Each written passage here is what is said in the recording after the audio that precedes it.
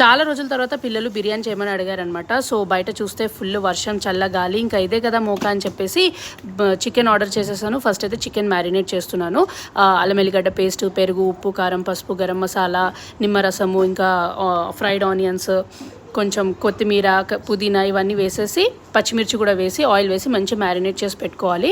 ఇది ఒక half an hour marinate చేసి పెట్టుకుంటే చాలా బాగుంటుంది. నాకు అంత టైం లేదు కాబట్టి నేను వెంటనే కుక్ చేసేసాను అనమాట. మొత్తం చికెన్ కుక్ చేసేస్తాను.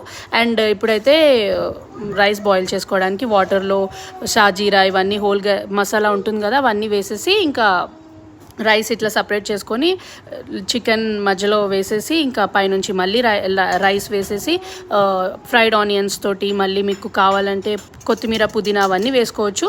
సో ఇట్లా అంతా చేసి పైనుంచి గ్రేవీ వేసి మళ్ళీ ఆనియన్స్ వేసి చేసేస్తాను. చాలా టేస్టీగా ఉంటుంది. పిల్లలు కూడా ఇష్టంగా తింటారు. ఒకవేళ మీరు నా ఛానల్ ఫస్ట్ టైం చూస్తున్నట్లయితే సబ్స్క్రైబ్ చేసుకోండి, లైక్ చేయండి. బాయ్.